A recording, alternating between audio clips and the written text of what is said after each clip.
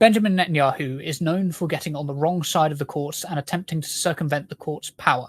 Like any fascist movement from Mussolini to Trump to Netanyahu, with the backing of his party Likud, he has attempted to disregard the law time and time again. This culminated, of course, in a request by the International Criminal Court for his arrest on charges of war crimes. But Netanyahu is an ally of the West, so he can get away with anything. And this week, it gets even worse. According to the Times of Israel, Netanyahu called for his own attorney general to open and then close an investigation into him to avoid the ICC's arrest warrant. Channel 12 News said Netanyahu wanted a probe into the ongoing war and how the military campaign against Hamas had been handled to be opened and then closed, with an update filed to the ICC that the charges had been investigated by Israel and therefore do not require the court's intervention. According to the report, Attorney General Bahav Miara rejected the request on the grounds that it was a blatant ploy and would not satisfy the ICC. So let me just emphasize how insanely corrupt that is. Netanyahu is in charge of the Attorney General. It's his Attorney General. It's like the CEO of a company asking one of their employees to open an investigation into them and then immediately close it so that the police don't investigate whatever that CEO is doing. It's the kind of behavior you'd expect from like a Tudor monarch, not the leader of a country that wants to be a close ally of the UK and the USA. Countries that supposedly pride themselves on the rule of law and democratic transparency. So, Ayden, what do you make of Netanyahu's actions here?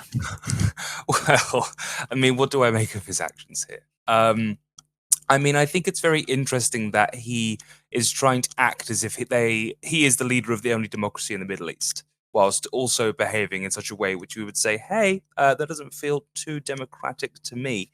I've also seen as well that he's been freaking out because of this documentary that's been released, which features his interrogation, in which you can see he is just a sleazeball is kind of the only word you've really got for it when you see any clips from it. He's just a gross individual. And I think him being outed in this way for the way he's behaving and being so corrupt is kind of creating a very difficult PR thing for Israel, as well as America and the UK and any country that was so quick to jump to their defense when, after October 7th and everything all kicked off in a more major way.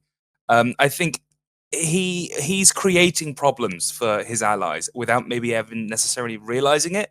And given that we are technically his ally, I'm interested to see where we're going to go with this, where we keep trying to defend this man who, may he be a leader of another country, we would, invade in order to free them.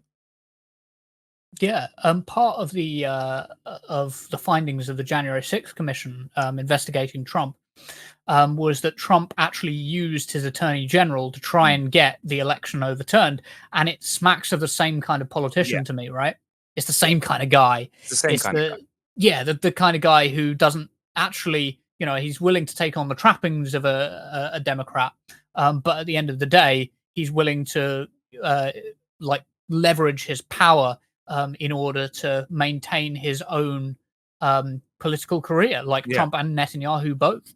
During, of course, Israel are now suffering quite a severe financial crisis. They're seen as a rogue state, and of course, there's a massive risk of him escalating the conflict, as well as things like the dissolution of the international order and the kind of loss of trust among the West. Not that the West had much trust in a post-Iraq war world, but at least the humanitarian bodies often had a lot of trust that they could have enough influence to keep the worst war crimes, the genocide, right out of the political zeitgeist. And now it seems to me that a lot of that is being reversed just so that we can defend this absolute bastard's career. Yeah, it's that. We are throwing away, I think, so let's say pre-World War II, we're throwing away, what is that, 80 odd years of work to create a more cohesive world in order to work together for aid, for charity work, for spending, for migration purposes. We're throwing all of that away in order to protect one man's career. in order to not be able to label him as a genocidal maniac, which anyone with a brain knows he is. It feels almost, it makes you think you're insane, doesn't it? It makes you feel insane for saying, why are we so intent on protecting this one man?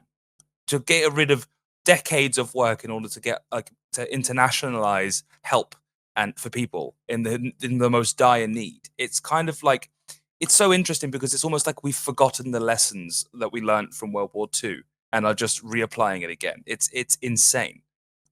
Yeah, it does. I don't know if you've argued with many Zionists, but it does make you feel like you're going mad. Like shortly after the Palestinian prisoner, slight trigger warning here, the Palestinian prisoner was raped by Israeli guards, and that was caught on camera.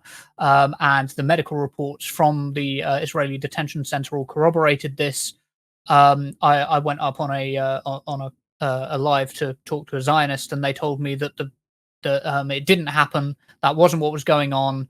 That the medical reports had actually found that he'd been fine. There was no damage to him. He'd actually injured himself, arsing around in the prison, and there was nothing really that had gone wrong. And it's like you people are actually really disconnected from reality, because this was a big, like, inside Israel. The defense wasn't this didn't happen. The defense in Israel, among even Likud judges, was, oh no, this did happen, but it was a good thing. Like, and it's the disconnect.